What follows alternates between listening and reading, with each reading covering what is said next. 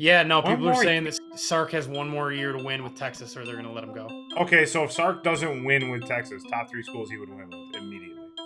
Bama, Florida, and A&M, because that A&M money is long and strong right now.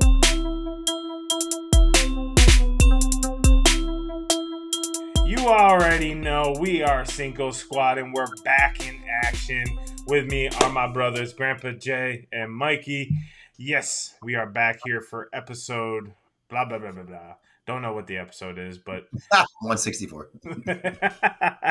I've been gone for a month, getting recharged. I think I'm going to have to do a solo show for you guys because you guys held it down over the last 4 weeks. What have you guys been doing for like sports? I've been so lost, kind of like I haven't even watched. That's baseball. what I said last week on the panel. I seem to be like the only person that was crying over the fact that I'm going to get mediocre baseball for a month until it actually matters, and then we finally get some preseason NFL talk and college football. Everybody was like, I was like, what? Like, I'm the only one that's highlight tape on this video that was of college football, like a highlight tape, like not highlight tape, but a hype tape. And I was just like, damn, give me the itch. Like I was like done with college football after like the whole like I was like really like done with it. I was like, all right, this is not. Is there an outright favorite right now? I don't think outright. Yeah. I mean, one of the higher odds I think is Ohio State repeating. Okay. No, because they lost a lot of people, so I don't see them being the favorite. They supposedly everybody they have stepping in is they expect to probably fill the gap.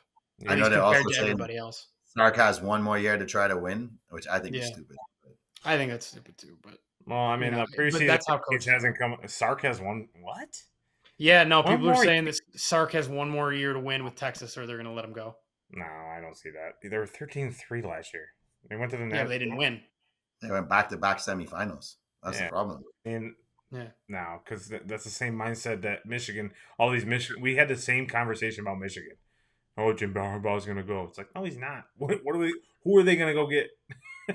Yeah, but it was hard of a Michigan to probably make that fire. I mean, Sark's not a Texas guy. You know what I mean? Like, Harbaugh bleeds different. He loves Texas, though. Where would he go? He does, but okay, top three schools. So if Sark doesn't win with Texas, top three schools he would win with immediately. Alabama. He'd win with immediately. Alabama, Georgia. Alabama experiments abysmal next year. They'll fire his ass and bring him right in. Okay, and you'll have a better chance of winning. I said top three. I mean, if I think he would still win with Georgia if they for some reason fired Kirby Smart. No, like I don't think they will. Potential vacancies next year. Well, Bama, Florida, and A&M, because that A&M money is long and strong right now. Thank you. That's my thing is like right. So he's still got to win the SEC. You just said it right there. So in my opinion, why would they let him go to a competitor like that? I just don't see it. I could not see them letting him go because they were like Michigan. So they have a similar path that Michigan had. They were such down in the dumps for so many years. They can't afford, even though they have that money. Michigan has that money too. They can't afford to go back down, right? So I can't see them saying, okay, Sark, because who's out there, right? Who's out there to hire or going to be hired? Or are they going to pull Brown from Syracuse? As I said, like, the Knicks took that risk too, and now they might be dealing with, is Mike Brown capable of getting back to where he once was as a head coach? So you just kind of have to take what's left over as some kind of caliber of a championship coach. I think they'll run into the same problem. You're right. Who is out there? I mean, you'd have to think about bringing someone out of retirement, or maybe obviously an assistant in the NFL coming in that has been a part of a winning culture in the NFL. Other than that, I can't name somebody who could guarantee that he's going to do better than Sark, which is get to a championship game. Especially with his track record. I mean, he has a ring. He's done it at USC, right? He did a great job, even though he was drunk half the time. That's impressive too. He was drunk half the time. Calling players. He needed to hit for his job. Pick the play in the middle. Where are we, Coach? Turn around. Oh shit. That one. He's looking at the water cooler like, what the fuck? You gotta get open. That's a water cooler. It's gotta get open. But speaking about we're talking about free agencies. The Knickerbocker, you just brought them up. They have a new head coach, Senor Mike Brown, who feels like he's just been on every the NBA tour of teams. I didn't understand the firing of the Kings. I know they had a rough go. But if he won Coach of the Year twice with them, right? Or no, he won Coach of the Year once with them and one with Cleveland, right? I think one with Cleveland, yeah. So I just don't get it. Like, do you think this is the ultimate over the hump that the Knicks need? No, I don't think so. I mean, I went on record as soon as they fired Tibbs and said that the obvious choice to me was Michael Malone. He literally just won the NBA title 2 years ago. Now, I guess the thing against him is that he was supposedly fired for butting heads with the GM, so maybe Leon Rose didn't want that, along with James Dolan or whoever might have, brought that up in a meeting to talk about him. Because I have to imagine that his name was passed through meetings or circles, at least in casual conversation, at least. I don't see why it wouldn't be. But I just feel like that was the obvious choice. I think Brown's a good coach. I don't know as a head coach if he's the guy that can help you win. I think maybe as a top assistant because he's done that, like with the Warriors. But I don't know if he's the head coach that can help you get to that place. I don't see why he wouldn't be, right? He's had the track record. He's taken a young team in Sacramento and put them in the playoffs. When's the last time Sacramento was in playoffs? 2000?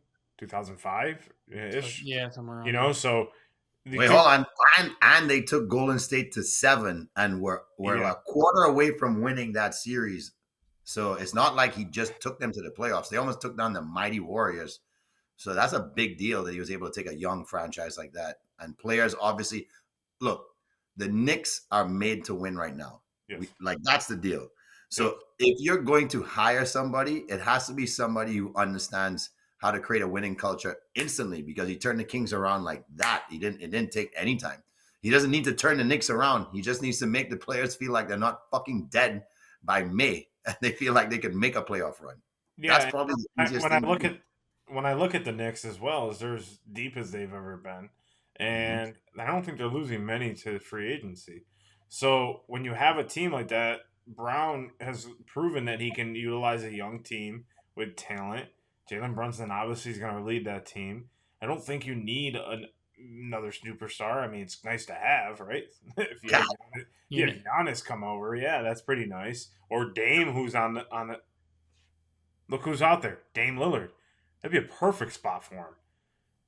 That'd be a perfect spot for Dame to come into. He doesn't need to go in. He doesn't need to come in and be the guy. He can come in and kind of just play as the two, let Jalen do what he's got to do, and just feed off of Jalen. And he'll get 25, 30 a game probably.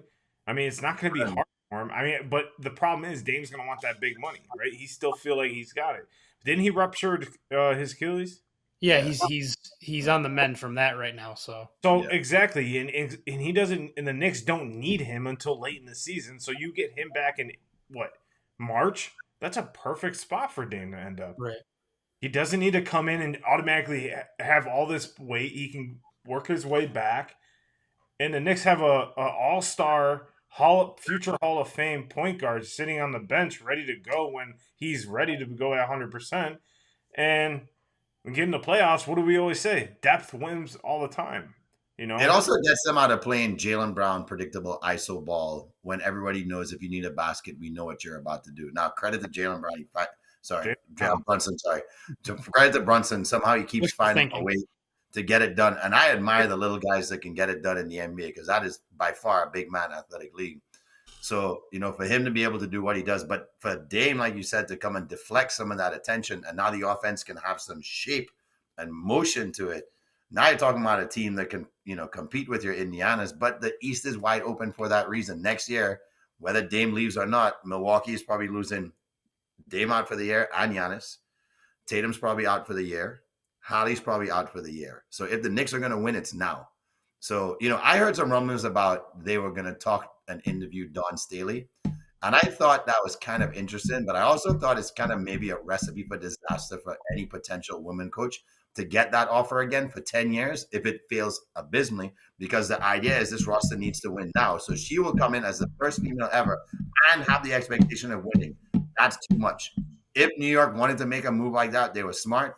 They would let her coach the Liberty, who has the kind of roster that can win a WNBA title. You have the city fall in love with her, and you kind of convince the city, like, hey, she can win at the WNBA level. So give her a shot at coaching the men if nobody else wants the job. So I'm kind of happy they didn't make that move, because I think it would have set women back about 10 years from being head coaches if she had come in and failed. To be very honest with you, I disagree with you wholeheartedly about that. I think she has the grit and the mindset to come into an NBA franchise and win right now. I think she is one of those coaches that you just see, and she just has that look on her face, like, I don't give a fuck attitude.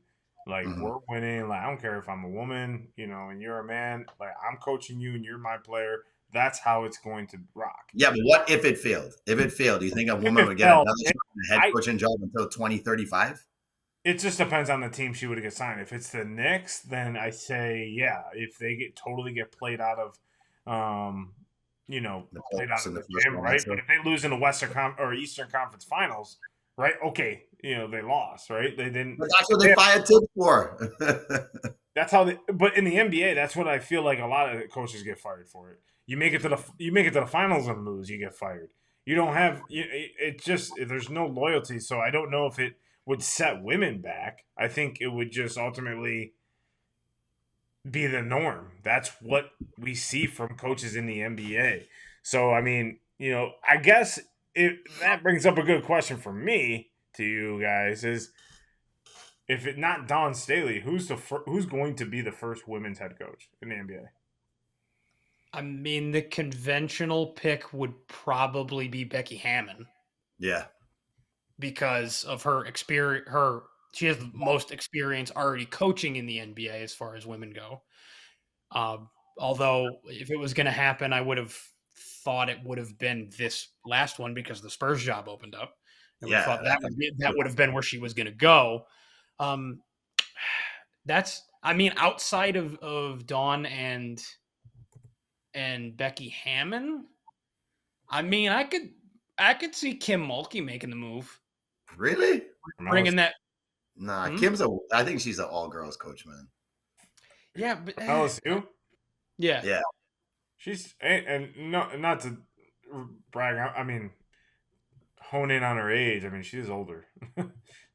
She don't need that. Yeah, stuff. but she got two countries. They give her a bag. They give her a bag. You see her suits? Oh yeah. Well, no, I'm thinking more if the maybe, and probably not the Lakers job, but if the Clippers job opens up, get her to LA with those suits on, the flash and the Hollywood of it. And she is Hollywood material, right? So. Yeah. That would be interesting, but I think it's down to, like, if not Dawn, that it's Becky Hammon. Yeah, I mean, Becky's already said that she doesn't want to coach in the NBA, so I mean, she would already stay with the Spurs organization if she was going to be the predecessor, right? And they were smart about it. Hire within, have Pop make the decision, and Pop's not a dumb person, but when we're looking at coaching and coaches in the NBA, I guess, where do we see Mike Malone ending up? Do we see him getting a job this year? Probably not.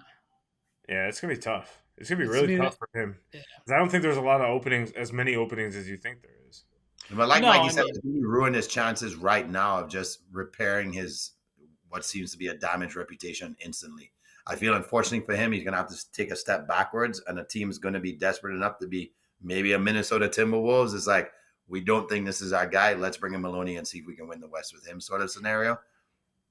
You know who actually reminds me a lot of, I think, in the path that this is going to end up taking is AJ Hinch from baseball, where he got suspended and then fired by Houston after the whole, trash can potential buzzer thing with the Astros. And he took a lot of flack for that, and he was gone for a little while. And then he got hired by Detroit, and now suddenly Detroit's a top contender in the American League. So, yeah, I think that's what's going to end up happening. It's going to be at least a year, if not a couple coaching cycles, before he gets his head coaching job again. And it's probably with like a mid-level team that he then takes after maybe 2-3 seasons. One of the rising teams that wants a fresh voice, a little spark, and ends up taking them probably to like the conference finals or the finals. Whoever that may be, we don't even know yet. We'll see. Yeah. Well, I mean, the free agency is not going to stop. The NHL free agency and trade free agency has been unreal.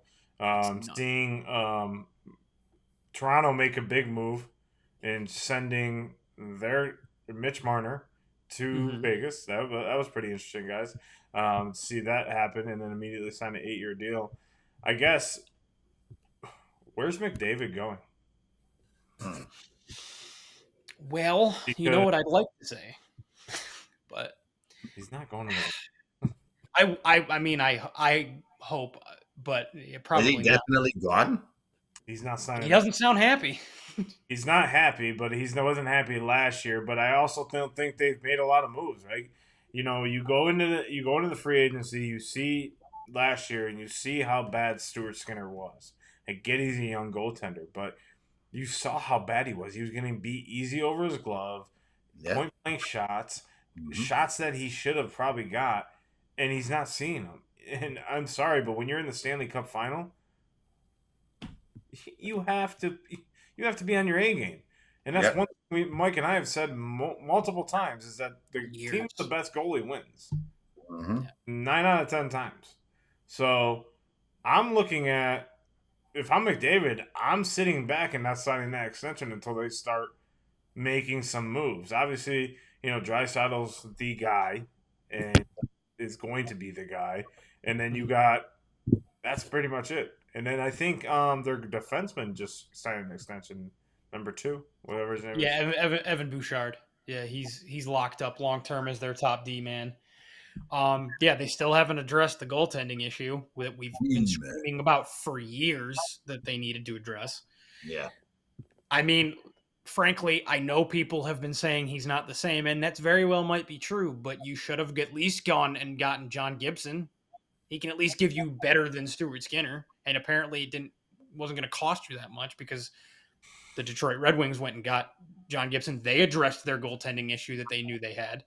And now they have like a veteran starter that at least has had experience in the playoffs, experience like getting through being on a rebuilding team in Anaheim. The problem is Edmonton. If I'm McDavid, I'm looking at Edmonton's gotten rid of more guys than they've brought in. They traded Victor Arvidsson and Evander Kane, which was expected for Kane because they're paying him more than he was bringing to the table, and they wanted to, you know, free up that money to spend on something, but they're not spending it on anything, it seems. Spend on something. There's one thing they're supposed to spend the money on right now. The one glaring hole that has stopped them from winning a Stanley Cup for 2 years because they could have been back-to-back champs. What sucks for them is I hope that they were probably planning on getting a goalie this year, except for the free agent class for goaltending is not good. Yeah. Because every other team, except for maybe a couple other ones, but pretty much every other contender did what they should do and lock up their goalies to long-term deals. But they didn't have a goalie they want to lock up to a long-term deal. They were in a predicament. So what they should have done is dangle somebody, and a team's like, what do you want? We want your number 1 in net. That's what we want. And see if they bite or not. Because they may have had a great backup situation, whoever that might be. And now they get in their player of need and they can sacrifice a bit of goaltending for bringing in all the good goalies around the good teams that don't want to give up the good goalies. And I agree. I don't think I would either. Same thing in baseball, right? If you had a great catcher, why are you just going to throw him away? You know what I mean? You have someone who could help control the game. And this is different before the pitch clock and everything like that. But yeah. And kind of, you know, looking at the landscape of the NHL, I mean, the team they didn't do anything in the offseason. So, you know, the Panthers reloaded, and then there's a rumor out there that Pasternak is supposedly going to get dealt to the Panthers in a trade. What? So, yeah. So how can they make these moves? Like, nobody who goes 3 years in a row can make these moves. Well, a lot of the guys are older. A lot of the team is older, so they can like extend contracts, manipulate contracts. I mean, I don't know. I really don't know how they're doing it, but you know, hopefully the rumor about McDavid getting traded to Tampa would be freaking nice. That'd be sweet. So before we got on here, I was reading a list to Jay after he got home. There's betting odds that if Pittsburgh decided to trade Crosby, like where the top 5, I know they're not going to, but there's betting odds for everything. So hypothetically, if they decided to, where would be the top 5 landing spots? And Tampa was number 4. I'd be so angry. Number 4. The most interesting one was actually the 5th ranked team, which was the Capitals. You've put him and Ovechkin together in all the NHL games. Well, now you get it in real life, except for they're older. Yep. But still could do a lot of damage together. The All Rangers right, were number 2. So you have to vote. So we're going to take this to Love Island Cinco Squad version. Okay. Who are you going to vote for from the island? McDavid in his prime, obviously right now. Right. Crosby in his prime, or Ovechkin in his prime. Oh, God. Who are you going to let go? Who are you going to vote from the island? From the island. Dump from the island. Love Island NHL version. McDavid in his prime, Crosby in his prime, or Ovechkin in his prime. Isn't McDavid just on the cusp of his prime? He's in his prime right now. He's in the middle of it right now. So who are you dumping? All of them are unreal in their prime. Yeah. Damn. I mean, I guess I would. It's a tough decision. You're choosing a legend no matter what. I guess I'll go Ovi. That's like saying. Hear me out. That's like saying when you're gonna do Magic Bird or Jordan when Jordan was like in his 5th year. It's like, what the hell, bro? Right. Hear me out on the and Jay, my explanation will give you some time to make this impossible decision. Yeah. I guess I would go with Ovi because when I look at their games, as far as being balanced players in this, they're really great at everything. It's just Ovechkin. Hold on. Well, you're asking me to rationalize the impossible, so I'm trying to. Alexander Ovechkin's main thing that he's always been way better at than any other part of his game was his shooting. It's his shot, which is why he's the NHL's all-time leading goal scorer. What wins games? I mean, Crosby can still score. McDavid can still score. They're better facilitators than Ovechkin. They're better skaters than Ovechkin. They have better vision than Ovechkin. And outside of checking, they might have better defense than Ovechkin. So I think all around, as far as being 5-tool players, McDavid and Crosby are more 5-tool players than Ovechkin was. It's just Ovechkin was unstoppable when shooting. It's an easy answer for me. It's Ovi, and it's simple as that. Crosby. There's a reason why they were the champions in 2009. There was a reason, or 2008. There was a reason why they went back to the Stanley Cup against the Red Wings in 2009. There's a reason why they won 16 and 17 back to back, and potentially a third one, but they ran out of gas. McDavid proves, year in and year out, he's the best player in the world, and he's the fastest guy I've ever seen to hit the way he moves the puck. Ovi just couldn't get it done, and exactly to Mike's point, he was shoot first, be this big, aggressive player, phenomenal player, but he's got to go. I'll take Crosby and McDavid all day. I played the 5th. Ovi, you have 30 minutes to gather your things and exit. Get off the island. Here, cardboard box. My hockey buds here. I'll go with their analysis. I would have. I was gonna say McDavid more for the fact that it's kind of like LeBron when you keep going and you're losing. Do you have to go to a super team, quote unquote, for you to win, despite you clearly showing that you're the most, just complete player in the game by far? Like, it's not even close. So I was kind of going from that standpoint that if he has to do it somewhere else, but these players did it where they were drafted and found a way to get their team there and won despite the odds or despite the other team maybe having more talent. They won. So I'm going to go with the winners, and I'm going to vote off corner. Okay, here's another question. I know, I got them all. I'm rapid fire right now. What team could you see all three of them playing in? like other than their respected teams. Like one, obviously, Mike, don't pick your favorite team. I mean, unless you do. I'm See not. them. No, I'm not. No, I'm not going. Like go against like if you just had to put them on a team from the beginning, other than their respective teams, what team would you say they would be on? The city of Toronto would have had every taxpayer pay another 30% of their salary to get all three signed. And still lose. And still lose. You have no excuse. I'm sorry. And Austin Matthews gets there. Yeah. So that's the obvious, most obvious one that pops up in my mind is McDavid in Toronto. I just feel like that he's the type of play, because they missed out on Gretzky because he was on the other side of the country. I feel like, you know, kind of to balance Canada out, I guess, so to speak, you put McDavid on Toronto. Crosby's like, the problem is that Crosby and Ovechkin have been on the Penguins and Caps respectively so long. It's very difficult to picture them anywhere else. Any other uniform. Yeah, I mean, Ovi, who likes like he just a bunch of big scoring. What franchises like used to Dallas, go big or go home, boys. I mean, everything's bigger in Texas, but Yeah, Dallas, Nashville, Smashville. That is. Yeah, Smashville. I know my three, so geez. Go ahead. No, go ahead. Let me think for a minute. So I always thought that, you know, Crosby would look great in a Blackhawks uniform. I know that's a sin being a Red Wings fan. I always just thought like that was the franchise he should have been on. Chicago. I thought Ovi would have been perfect in New York. I don't know why he just seemed like he just shined under the big lights of New York and being the Rangers.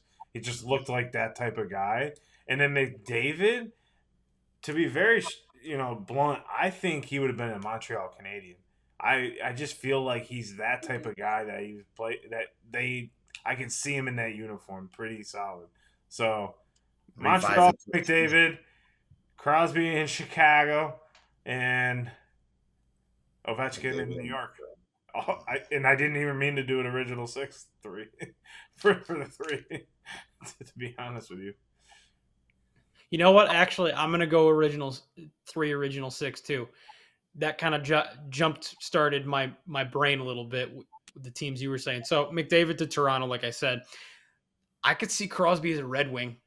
I think because his game honors a lot of like the old school players as well. The way he plays the game, the way he sees plays the puck and sees the ice and things like that. Ovi, a bruiser that can score a lot of goals. That sounds like a Boston Bruin to me. Like, sounds a lot like Cam Neely to me. For those, a lot like Cam Neely, just better. Yeah. All right. Well, that was fun. You know, making the impossible, making you guys think on a dime. Right. But who's really got to think here in the next few months is the Pittsburgh Pirates, because their phones have not stopped ringing for Mr. Paul Skenes. We all know the Pittsburgh Pirates are not going to be a playoff team, most likely. So it's going to be very hard for them to kind of get themselves into playoff contention and have that guy on the roster, right? You're just wearing and tearing them away. So if you're the GM, where are you sending them? Nowhere in the NL. Yeah. You don't want to deal with that. Like, where would you send Paul Skenes? Like, are you going to accept that call? Like, what? Because for the potential, I mean, I think his contract's up in a year or two.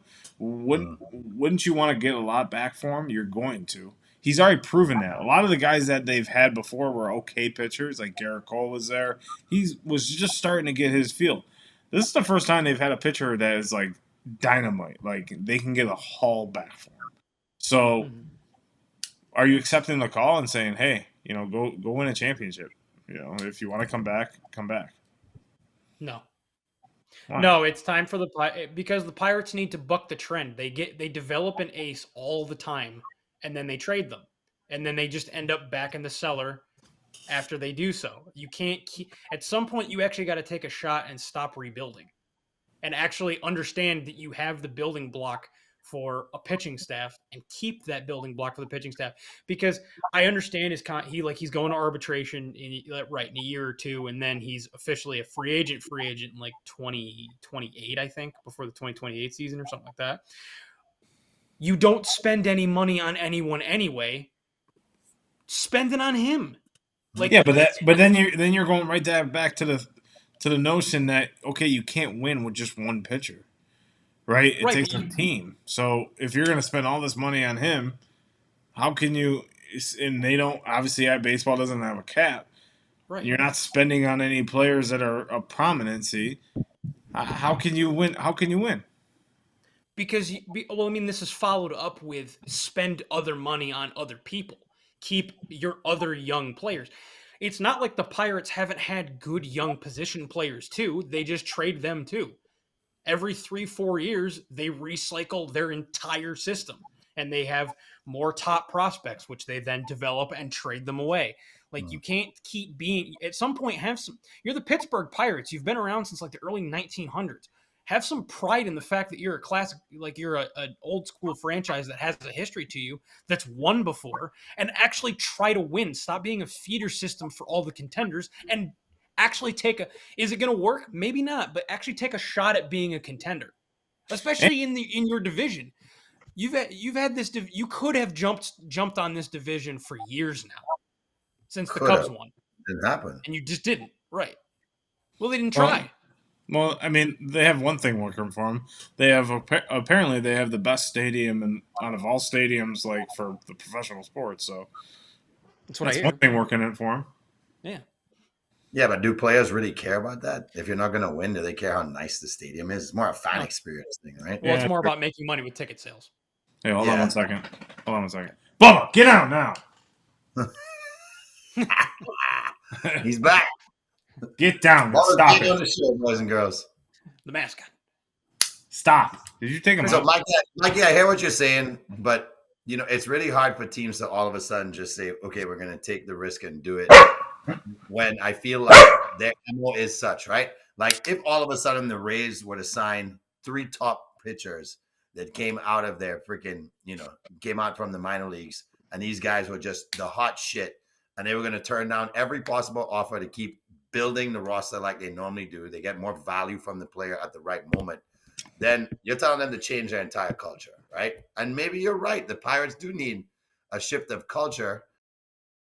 If were to keep a superstar, does he attract another superstar? Because you have 2 great pitchers now. Now you have a shot because you don't even really need big bats. You just need to make sure you're hitting somewhat when both those guys are on the mound, so they're not getting, bad losses where you're not able to score more than 2 runs or something like that.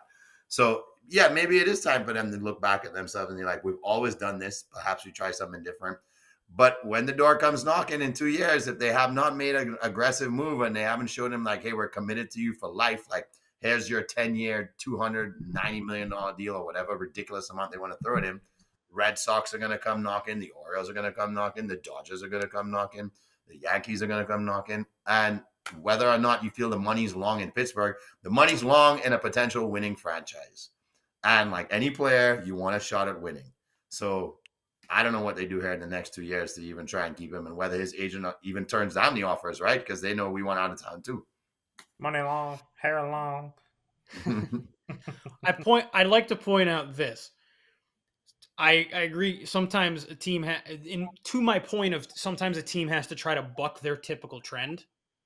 The Marlins did it twice, and they won the World Series twice. The last time the Rays did it was 2008. They went to the World Series. Yes, they sold off after that, but they at least tried and they had success. So why? It's not like the Pirates should not be on paper. The franchise of the Pittsburgh Pirates should not be a bottom, like a cellar dweller franchise for years on end. They shouldn't.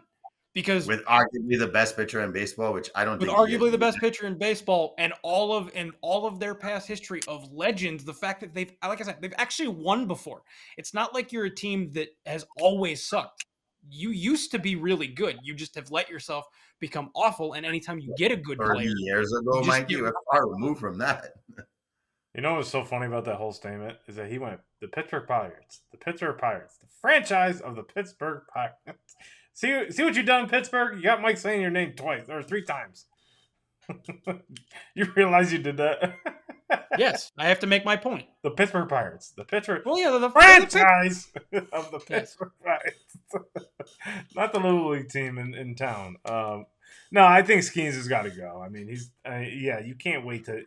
You got to get traded. Like and if I'm the Pirates, you know you're not going to spend money, and they haven't. So I agree with buck the trend, but they're not going to. And okay, yeah. So it goes back to the question: do you care more about a championship or do you care about longevity, and potentially building a championship level team? Right. So I don't know. I mean, they got O'Neal Cruz there. He's a young guy. Now outfielder, I think, right? No, or shortstop. Yeah, I think right now he's playing in center. They might move him back to short. They really don't know where they're going to play him. I don't know either because it's June and a lot of people think baseball is boring, like Grandpa Jay, because he's falling asleep over there, and I see his eyes getting heavy. I was at the Rays game today. I was at a baseball game today. Okay, so let's be real. The game started at 12:10, and he showed up at 1:45. Just in time for the Rays to No denial. To get my bobblehead, get my popcorn and hot dog. They waited for me. 3 runs total before I got there. 8 runs in 2.5 innings. After I got there, they knew when I walked in what I wanted. They're like, "I'll deliver to you, we know you want runs." I went to a baseball game. I got there at an 8th inning. I watched the 8th, 9th, and then I went home. Watch. Bottom of the 5th, 6th, 7th, 8th, and top of the 9th. Yeah, exactly. I watched half the game. So half the game. Yeah. I was just coming to you. you. Lucky it was the good half. Yeah, the good That's half. how he doesn't pay for. That's how he doesn't pay for tickets. He just shows up at the end and just walks in the open door. Yeah, walking with it all over my head like I'm an inconspicuous character that you can't. I was here the whole time. All right, so as we move on to more sports, and more sports, the guys here bet you have not heard this. Never seen this. I bet you never stumble upon this site. Unless you are a swimmer, you'll probably not stumble upon Rapido, which is a mindset newsletter for the swim community. I love the content because it's a storytelling sort of thing. It's very inspirational.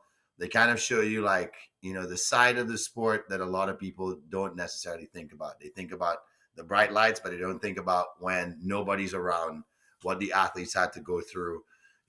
They give you great visualization stories. The great Phelps has his story as their most recent post with Bob Bowman kind of talking in the background about him visualization, not for months, but years before he won his 8 gold medals at the Olympics. So I love the content. I feel like they do a great job, like I said, from a storytelling standpoint.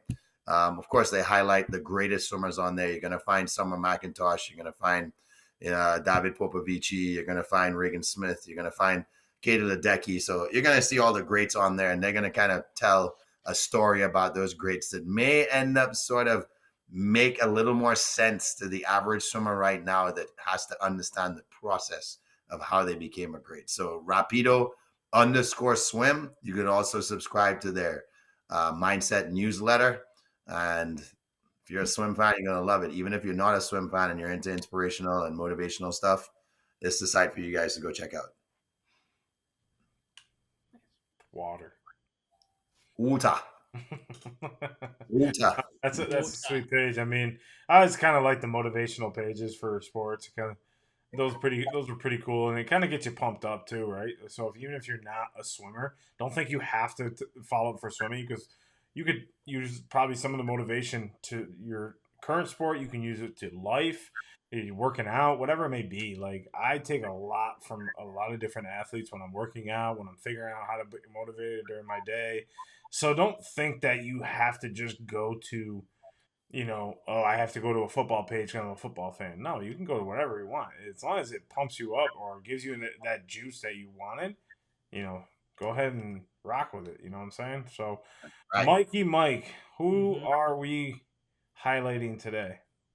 Yeah, so kind of like Jay, if you're not a big hockey fan or specifically Toronto Maple Leafs fan, you might not have come across these guys or heard too much about them.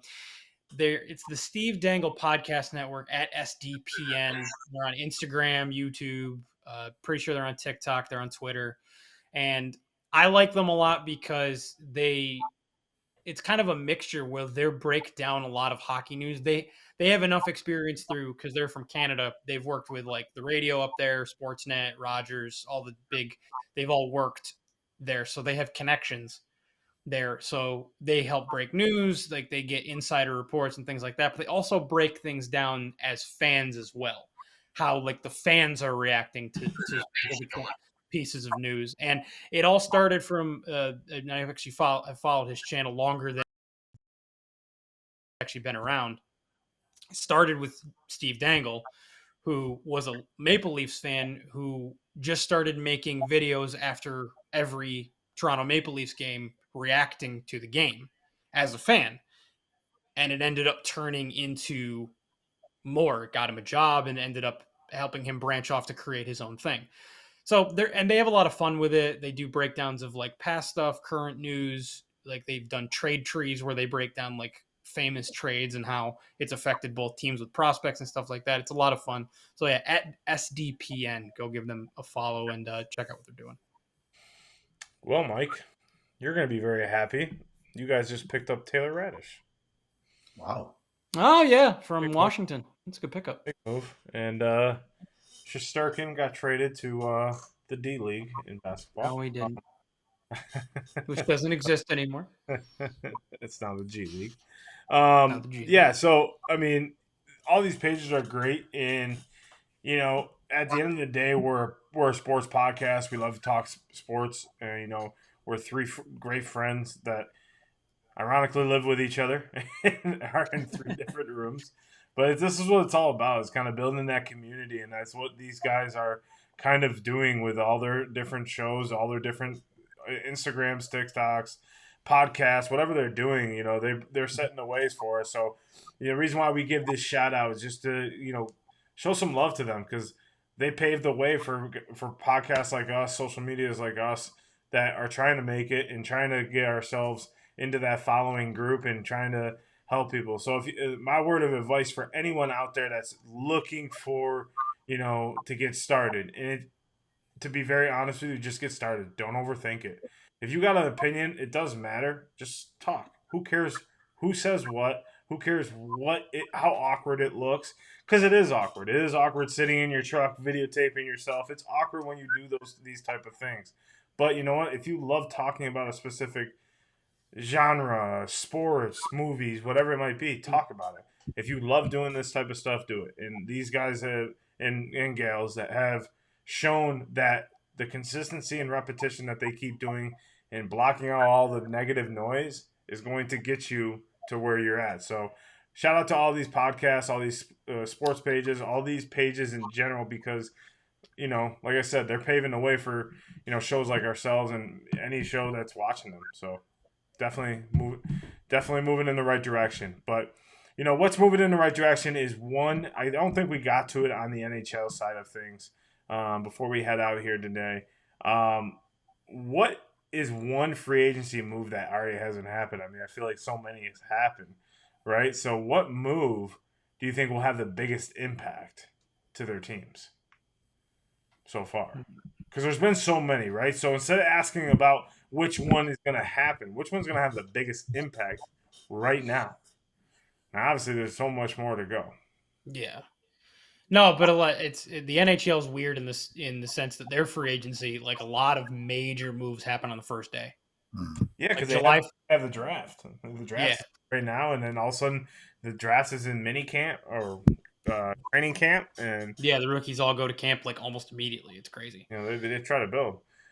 In my opinion, the biggest move that I think is going to help is Mitch Marner. Vegas was a playoff team.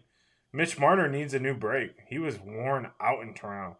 I think he needed this opportunity to go be with a winning franchise, be with a winning club, go out there and understand that, you know, he is a key piece to that franchise. And I think this puts them in the driver's seat to win the West next year. I don't think there's a lot of teams that are making moves right now that, you know, you could say, oh, shit. You know, Vegas is consistently making moves. Once they see themselves get stagnant, they go get someone. Look at Jack Eichel. Jack Eichel was pretty much thrown away and said, he's not that good. Well, he's freaking that good. He just needed a winning club, right? It's so long, Buffalo. But I think Mitch Marner getting this fresh start is going to take it by the horns, as they say, and just basically just dominate and really give himself the opportunity to win a Stanley Cup and get out of that Toronto bubble that is, they're it has to weigh on you as a player. You're year and year, you're getting your ass kicked in the playoffs, and you can't get over the hump, and you're one of the guys that is to blame. You're not stepping up. You're not playing defense. You're not doing this. You're not doing that. And it's like there's 20 other guys on the team that aren't stepping up either. Goaltending is as well. So I think Mitch Marner going to Vegas puts Vegas right in the driver's seat to win the West next year. Yeah, so definitely Marner needed to move because on top of everything you said, John, which is absolutely true about all the pressure on him just in general in Toronto, when you're at 18 years old, when you're drafted in the first round and labeled the hometown hero, like it's supposed to be you and Austin. But in the end, it was supposed to be him and Austin Matthews that brought the cup home for the city of Toronto with William Nylander and John Tavares added in. But that was supposed to be the dynamic duo, Batman and Robin, and it just didn't work out. So he needed to move for 100%. My only concern with Vegas is their depth might end up being, or lack thereof, might end up being an issue. They've done a really good job of bringing in a lot of really good veteran players. Unfortunately, some of them are pretty banged up. Like I know Alex Pietrangelo is stepping away from hockey. He's out for at least this season, if not the next 2 seasons. And there's a question of whether Mark Stone's going to play this year. So as long as they can adequately at least replace some production, which Marner will help a lot with, yeah, they could definitely win the West. It's just we'll see how the bottom of the lineup does, because the top of their lineup is one of, if not the best in the NHL. As far as moves, Stop debating Mike one and say yours. Okay, I was about to. As far as moves that are going to impact, I think Florida bringing back Sam Bennett. I think he became, if he wasn't already during this cup run, he became like essentially their team identity as far as physical players that are also, good goal scorers. And to lock him up on an 8-year, $8 million per year deal, which honestly might, the way that teams have been handing out contracts this offseason, that might actually be a very team-friendly deal, because seemingly Bennett would have been worth like $10.5 million in some markets, but he wanted to stay in Florida, and I can't blame him. So I think keeping him is going to be a major piece why they're going to keep contending in the East. All right. Well, as Grandpa Jay is, late to games, late to the trade deadline and free agency, what he's never late to is our favorite segment, which is Stump. Yes, sir. Boys and girls, ghouls and goblins, and everything that is in between that. Welcome to Stump the Squad. If you made it this far, thank you guys for listening. Go ahead, like, subscribe, and let us know if you are smarter than the squad. If you actually beat us in our favorite game, Stump the Squad. Give yourself +2 if you get it right, -2 if you get it wrong. Don't be afraid to say I suck either, because mostly every week, 1 or 2 of us suck really bad. And I want Mikey to suck this week. So, Mikey, you get to start with 0. What you got for us? Okay. Tyson Ross, Tim Lincecum, Randy Johnson, and Ben Sheets have all tied for the most losses in a season when finishing with an under 3 ERA since 2000. How many losses did they have? 12, 13, 14, or 15? 14. This week I have successfully stumped no one. It was 14. Bang, gang, gang, 2-2. You're welcome. All right, fine, Grandpa Jay. Go ahead. All right, so gentlemen, we have just seen a ginormous contract signed by none other than the NBA MVP, or the reigning MVP, SGA. He will be paid the max 4-year deal and be the first player earning over $70 million. But can you guys tell me which player has earned the biggest signing bonus in sports history? Because we know these signing bonuses have been absolutely ridiculous. Is it Mookie Betts, Jordan Love, Juan Soto, or Shohei Ohtani? What was the question again? Which one of those players signed themselves the biggest signing bonus in sports history? Shohei Ohtani, Mookie Betts, Juan Soto, or Jordan Love? Mookie Betts. Random. Jordan Love? Like Wait. the football player? I feel like it's so random that that's the answer, so I'll just go Jordan Love. Who are you going with? I said Betts. He said Mookie. I have successfully stumped Jonathan Sawyer. The correct answer is Jordan Love, who signed a $75 million signing bonus. You're so So random, it's right. You're so stupid. Like, what the hell? At least Now, throw another Soto- football Is it player. any of was- these baseball players All or a right. football player? Yeah, I kind of made it obvious, right? But the baseball players obviously have signed ridiculous. Mookie was 65, Soto was 70, almost 75. It was penned to 75, but it ended up being a little less. And I think that's it. Yeah. All right. So Me too. I have 2. Mike has 2. And Grandpa Jay has 2. So it comes down to this. The NCAA basketball will return in EA Sports. The last time it was discontinued was due to low sales and not profitability issues.